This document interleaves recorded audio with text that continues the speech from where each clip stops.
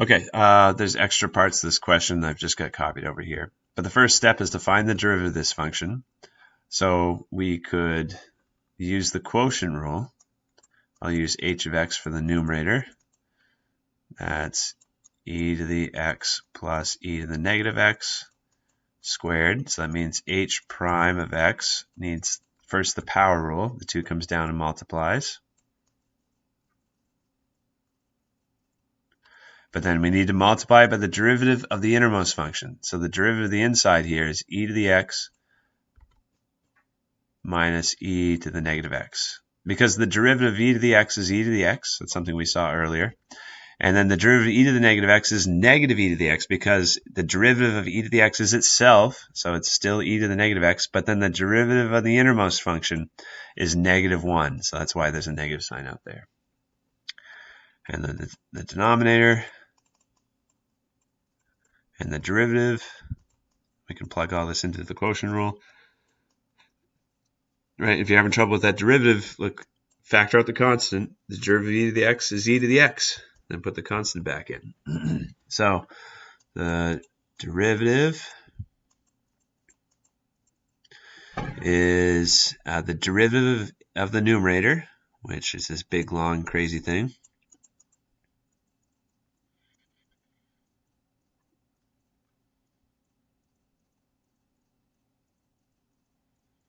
times the denominator kept the same, subtracted by the numerator kept the same,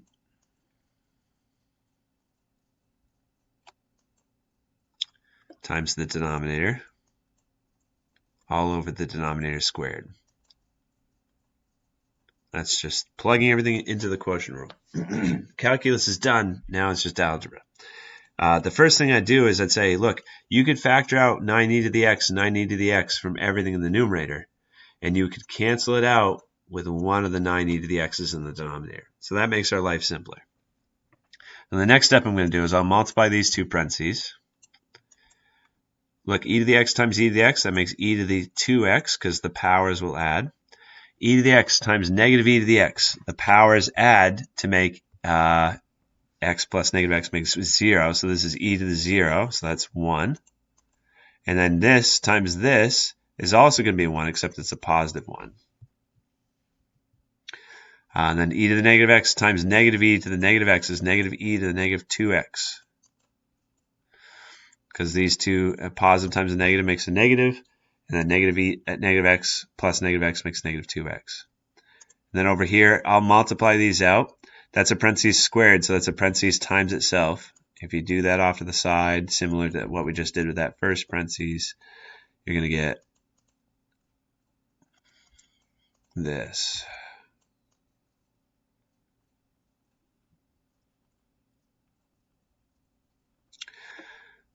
So negative 1 plus 1 makes nothing. So I can distribute that 2 to everything.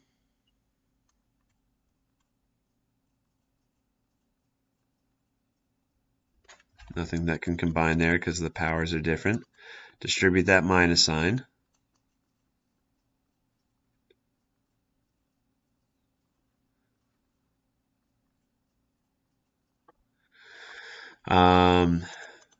Let's see. So we have, what can combine?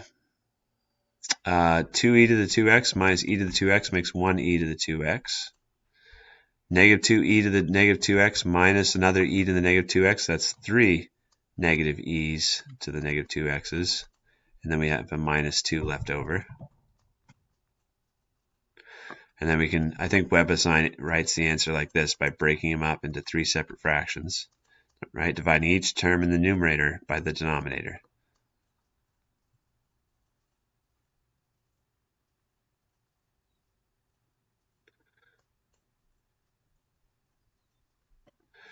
And then you have two numbers with the same base. So since they're being divided, the powers subtract. 2x minus x makes e to the x over 9.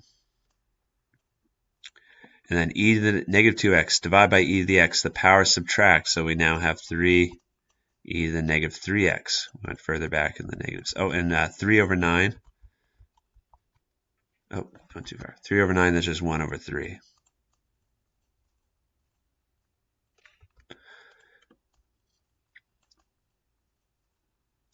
And then you could leave it like that, or you could have positive exponents. I usually put things in terms of positive exponents. That helps me see any potential divide by zero problems. So there's our derivative. Okay, I think we're ready to answer the questions up here too. What's the domain of f of x? You're looking at the original function. You want to exclude any possible divide by zero errors or square roots of negatives. No square roots here. And we have no chance of dividing by zero because there's no number you can plug in for x to make the denominator exactly equal zero. Okay? The limit as x approaches infinity of e to the x, the limit as x approaches negative infinity could be zero, but there's no x value that would make the denominator equal zero. So there's no problems. There's no issue. There's no number that we need to exclude. No divide by zero problems. So there's our domain of f of x. What's the domain of the derivative? Same thing. There's no way you're going to have a divide by zero error in your derivative. So there's no numbers we need to exclude. And then the last part here says something about the derivative, I think.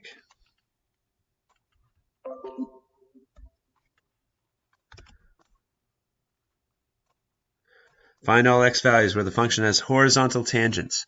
A horizontal tangent of a function, let's say this is what f of x looks like. It's where the slopes equal zero. So this is our slopes. This is the first derivative. We want to set them equal to zero.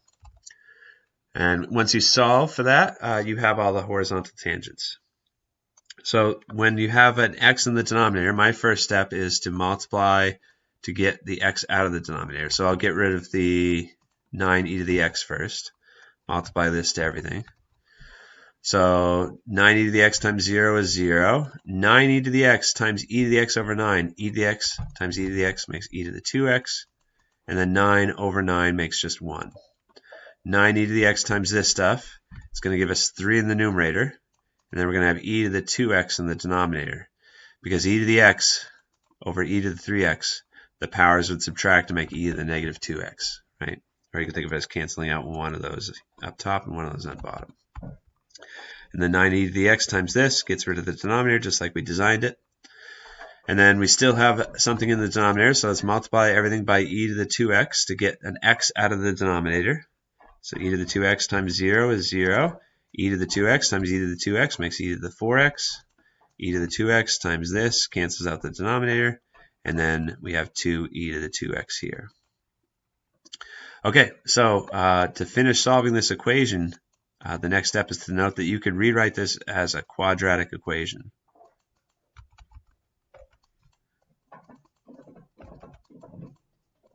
You could let u be e to the 2x. Because this is just u squared, right? Powers on top of powers would multiply. So this is u squared minus 2u minus 3. So that's an easier to digest equation because it's quadratic. You can solve it by factoring.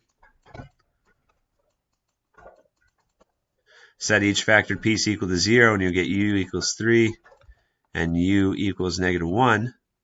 Plug back in our substitution of e to the 2x.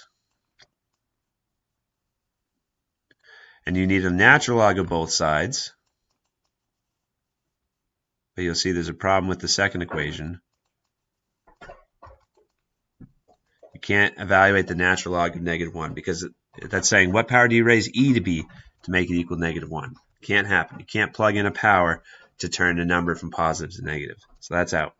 So solving this equation, you get x equals natural log 3 over 2. That's the only horizontal asymptote.